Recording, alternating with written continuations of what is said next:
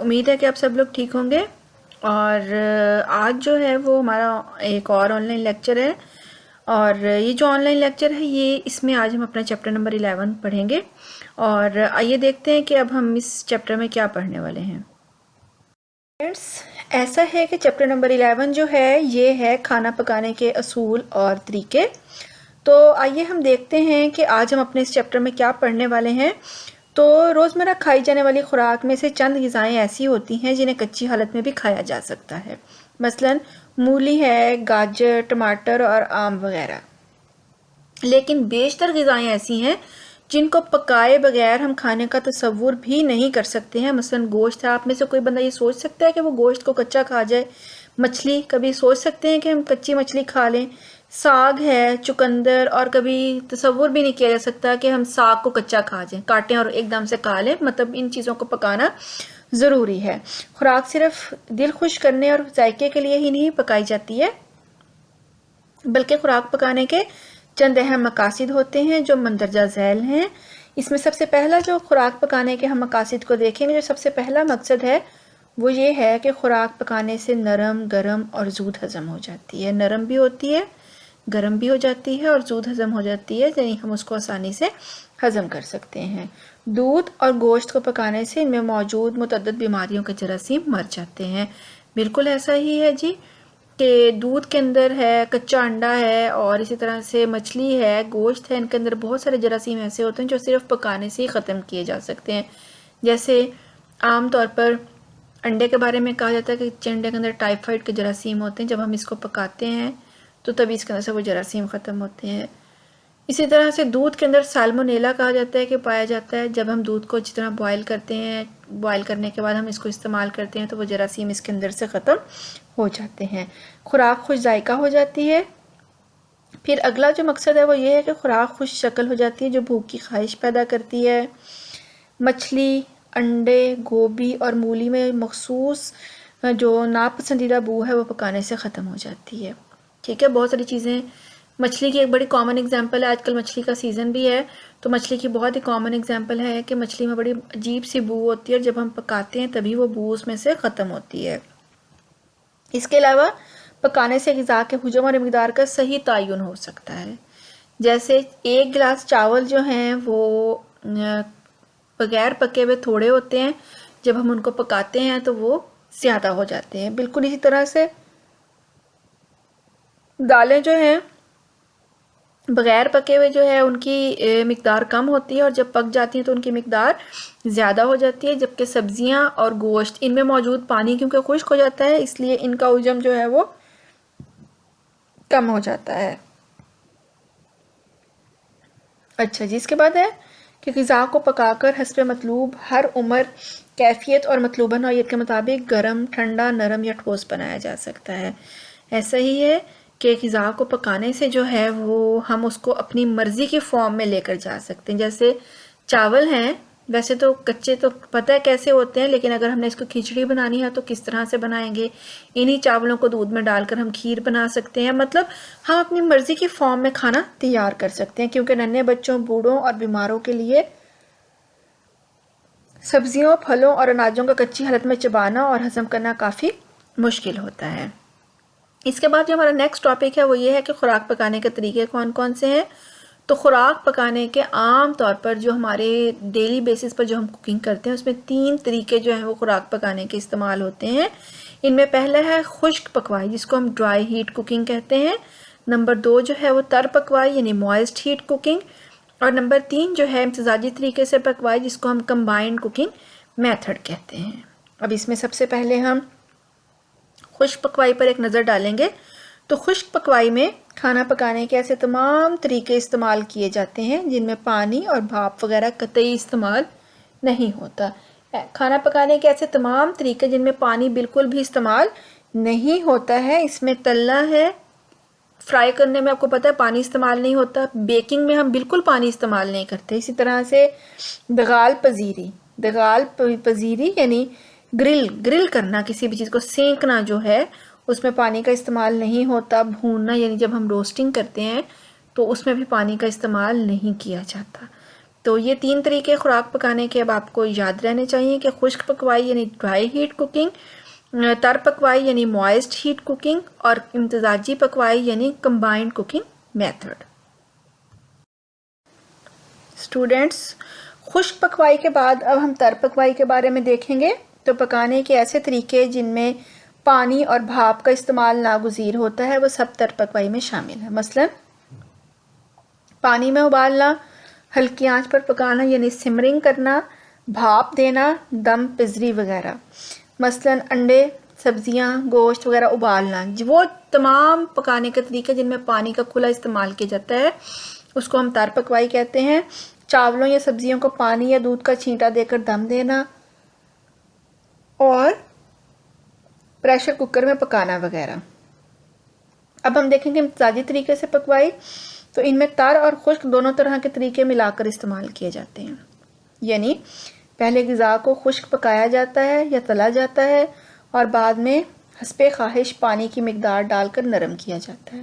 جیسے ہمارے ہاں عام طور پر سالن پکایا جاتا ہے، خاص طور پر گوشت کا سالن، کے پہلے ہم گوشت کو بھونتے ہیں، اس کو بھوننے کے بعد پھر ہم جب شوربہ بناتے ہیں تو اس میں اپنی حسب خواہش اس میں پانی ڈال کے ہم اس کا شوربہ بنا لیتے ہیں۔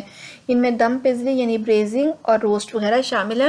ہمارے گھروں میں عام طور پر جو روسٹ بنایا جاتا ہے وہ بھی اسی طریقے سے بنایا جاتا ہے کہ ہم پہلے گوشت کو فرائی کر لیتے ہیں اور پھر اس کو ایک لمبا دم لگاتے ہیں جس میں گوشت جو ہے وہ گل کے نرم ہو جاتا ہے۔ اب پکانے سے متعلق چند عمومی اصول ہیں۔ خوراک کی تیاری سے لے کر پکنے اور محفوظ کرنے تک کے ایسے اصول استعمال ہوتے ہیں جن پر عمل کرنے سے خوراک کی غذائیت اور اس کو خراب ہونے سے محفوظ کیا جا سکتا ہے۔ کیا ہے جی؟ سب سے پہلے کہ غذا کو ضرورت سے زیادہ دھونا نہیں چاہیے، اور جس پانی میں دال یا چاول بھگوئے جائیں اسی پانی کو پکانے کے لیے استعمال کرنا چاہیے۔ خاص طور پر چاول اور دالوں کے لیے یہ بات بالکل ٹھیک ہے۔ پیچھے ہم جہاں وائٹامن B1 پڑھ کر آئے تھے ہم نے وہاں پر پڑھا تھا کہ یہ وائٹامن اناجوں اور دالوں میں وافر مقدار میں پایا جاتا ہے، اور پانی میں چونکہ حل پذیر ہے تو جس پانی میں ہم ان کو بھگوتے ہیں اسی پانی میں پکانا چاہیے۔ اگر اس پانی کو ہم ضائع کر دیں تو یہ وائٹامن بھی سارے کا سارا ضائع ہو جاتا ہے۔ پکانے کے عمل کو تیز کرنے کے لیے دیگچی کو ڈھکن سے ڈھانپنا ضروری ہے، اس سے 10% سے 20% تک وائٹامن C کی مقدار ضائع ہونے سے بچائی جا سکتی ہے۔ پکانے کے بعد کھانے کو زیادہ عرصے تک مسلسل گرم نہیں رکھنا چاہیے بلکہ فوراً ٹھنڈا کر لینا چاہیے۔ اگر منجمد کرنا مقصود ہو تو اسے فوراً منجمد کر لینا چاہیے اور بوقت ضرورت اسے پیش کرتے وقت دوبارہ گرم کر لینا چاہیے۔ تلتے وقت تیل یا چکنائی کو دھوئیں کی حد تک گرم نہیں کرنا چاہیے۔ یہ ہم آگے بھی پڑھیں گے کہ جب ہم دھواں جو ہے وہ ضرورت سے زیادہ گرم ہونے کی علامت ہوتا ہے جس سے تیل کی ساخت میں توڑ پھوڑ ہو جاتی ہے۔ اب ہے بار بار گرم کیے ہوئے تیل یا چکنائی کو دوبارہ استعمال میں لانے سے بھی گریز کرنا چاہیے۔ اس سے ایک تو ان کی غذائیت بہت کم رہ جاتی ہے، دوسرا ان میں زہریلے مادے بھی پیدا ہو جاتے ہیں۔ اب ہم دیکھیں گے کہ تازہ سبزیاں اور پھل جو ہے وہ پکاتے ہوئے ہمیں کون کون سے اصولوں کو مد نظر رکھنا چاہیے۔ تو دیکھتے ہیں کہ تازہ پھل اور سبزیاں وائٹامن اور نمکیات کے بہترین ماخذ ہوتے ہیں۔ ہم نے جہاں چیپٹر نمبر 1 میں غذائی گروہ پڑھے تھے وہاں پر ہم پڑھ کر آئے تھے کہ وائٹامن اور معدنی نمکیات تازہ پھلوں اور سبزیوں میں وافر مقدار میں موجود ہوتے ہیں، جن میں سے تمام نمکیات اور بیشتر وائٹامن پانی میں حل پذیر ہوتے ہیں۔ پانی میں حل پذیر وائٹامنز بھی آپ لوگ پڑھ کر آئے ہیں، اس لیے ان خصوصیات کو مد نظر رکھتے ہوئے ہمیں سبزیوں اور پھلوں کو اول تو کچا اور تازہ حالت میں کھانے کی کوشش کرنی چاہیے، لیکن جن سبزیوں کو کچا نہ کھایا جا سکتا ہو ان کی تیاری اور پکانے میں مندرجہ ذیل طریقے اختیار کرنے چاہیے۔ سب سے پہلے ہے کہ پھل اور سبزیاں کاٹنے اور چھیلنے سے پہلے دھونے چاہیے، کیونکہ بعد میں دھونے سے ایک تو ان کی غذائیت پانی میں حل ہو کر نکل جاتی ہے،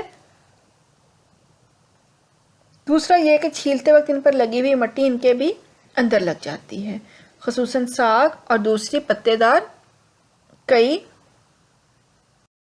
جی اسٹوڈینٹس، اب ہم بات کریں گے روغنی غذاؤں کے بارے میں۔ تو روغنیات میں تمام قسم کے تیل، گھی، مکھن، چربی، بالائی، کریم اور مارجرین شامل ہیں۔ یہ ہماری غذا میں لذت، قوت اور حرارت اور تسکین معدہ پیدا کرتی ہیں۔ ٹھوس چکنائیوں مثلاً چربی، گھی وغیرہ کو گرم کرنے کے لیے سیال روغنیات یا تیل کی نسبت زیادہ حرارت اور وقت درکار ہوتا ہے۔ روغنیات کی اپنی پکوائی نہیں کی جاتی بلکہ یہ دوسری غذاؤں کو پکانے کا ذریعہ ہوتی ہیں۔ تو اب جو فرائنگ ہے اس کی 3 اقسام ہیں. سب سے پہلے ہے کہ بہت کم روغن میں تلنا یا پین فرائنگ، ڈرائی یا پین فرائنگ. اس میں گھی یا تیل صرف توے یا پین کو لگانے کے لیے استعمال کیا جاتا ہے تاکہ اس میں بھونی جانے والی چیز جل نہ جائے، جیسے ثابت مسالوں اور مکئی کے دانوں کو بھوننے کے لیے کہا جاتا ہے. آپ میں سے اکثر لوگ گھروں میں پاپ کارنز بناتے ہیں، تو پاپ کارن بنانے کے لیے ہم صرف جو برتن استعمال کرتے ہیں ہم اس کو جسٹ ایک گریس کرتے ہیں، ہلکا سا اس کے اندر آئل لگاتے ہیں اور ہم مکئی کے دانوں کو اس میں بھون لیتے ہیں. اس میں صرف اور صرف توے کے اوپر یا تیل یا جس برتن کو ہم استعمال کر رہے ہوتے ہیں اس میں تیل لگایا جاتا ہے. اب ہے درمیانہ مقدار کے روغن میں تلنا، جس کو ہم شیلو فیٹ فرائنگ کہتے ہیں. درمیانے تلنے کے اس طریقے میں گھی یا تیل کی مقدار اتنی ہوتی ہے جس میں تلی جانے والی چیز کا تقریباً آدھا کنارہ ڈوب جائے. عموماً ایسی تلائی 1/2 انچ سے 1 انچ تک گہرے روغن میں کی جاتی ہے، جیسے پراٹھا، آملیٹ، فرینچ ٹوسٹ، شامی کباب اور چامپ وغیرہ کا تلنا. روغن کی گراہی کا انحصار اس چیز کی موٹائی پر ہوتا ہے. جتنی چیز موٹی ہوگی ظاہر روغن اتنا زیادہ ڈلے گا، اور جتنی چیز پتلی ہوگی اتنا ہی کم اس کے اندر ہم آئل ڈالیں گے. جیسے پراٹھا بنانے کے لیے ہم کم آئل کا استعمال کرتے ہیں، جبکہ شامی کباب کے لیے ہمیں زیادہ آئل ڈالنا پڑتا ہے کیونکہ شامی کباب ظاہر زیادہ موٹا ہوتا ہے. اب ہے گہرے روغن میں تلنا، جس کو ہم ڈیپ فیٹ فرائنگ کہتے ہیں. اس طریقے میں روغن کی اتنی مقدار اتنی زیادہ ہوتی ہے کہ تلے جانے والی چیز اس میں تقریباً ڈوب جاتی ہے. مثلا پکوڑے ہم کڑھائی بھر کے آئل ڈالتے ہیں پکوڑے بنانے کے لیے، آلو کے چپس ہیں، کتلے، چامپ، شامی کباب اور فرائیڈ چکن وغیرہ. روغنیات کے بارے میں ایک بات قابل ذکر ہے کہ ایک بار پکے ہوئے روغن کو بار بار گرم کر کے استعمال کرنے سے پرہیز کرنا چاہیے، کیونکہ اس سے روغنیات کی کیمیائی ٹوٹ پھوٹ ہو جاتی ہے جو اس میں زہریلے اثرات پیدا کرتی ہے. اسٹوڈینٹس، اب ہم بات کریں گے اناج اور دالوں کے بارے میں.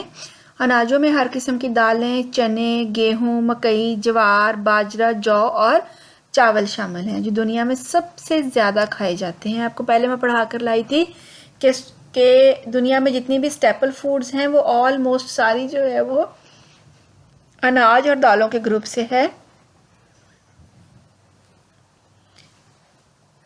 اور یہ خوراک کے نباتاتی ذرائع ہوتے ہیں.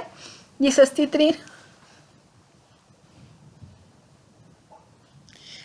ترین خوراک ہوتی ہے جو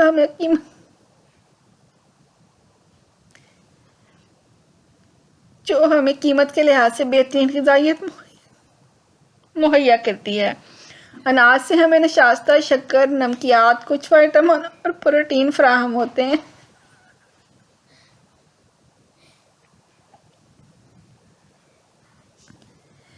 فوری طور پر کھانے کے لیے تیار شکل میں حاصل کرنے اور کھانے میں آسان صورت بنانے کے لیے زیادہ تر اناجوں کو پیس کر آٹے کی شکل میں استعمال کیا جاتا ہے. پسائی سے اناجوں کا چھلکا یعنی بھوسی چھان کی صورت میں الگ کر دیا جاتا ہے، جو ذائقے میں بہت اہمیت نہ رکھنے کے علاوہ سیلولوز پر مشتمل ہوتا ہے اور ناقابل ہضم بھی ہوتا ہے. لیکن اس چھان یا بھوسی میں سیلولوز کے علاوہ نباتاتی پروٹین، نمکیات اور وائٹامن بھی کافی مقدار میں پائے جاتے ہیں.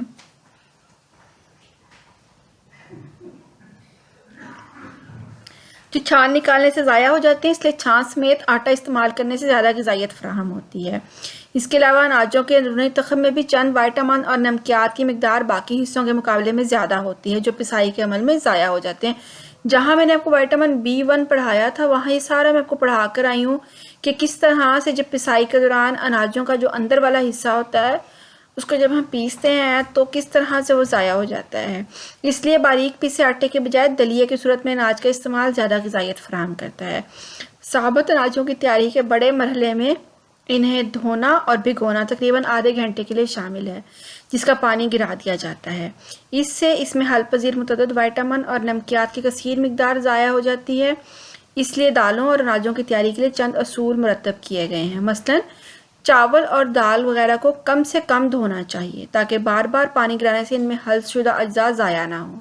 انہیں بھگونے کے لیے صرف اتنا ہی پانی استعمال کرنا چاہیے جس میں وہ پھول کر نرم ہو جائیں اور پانی کی زائد مقدار کو گرانا نہ پڑے، یا پھر جو پانی زائد ہو اسے پکانے کے دوران نرم کرنے یا شوربہ اور گریوی بنانے کے لیے استعمال کر لینا چاہیے تاکہ اس میں حل شدہ اجزاء جسم کو فراہم ہو سکیں۔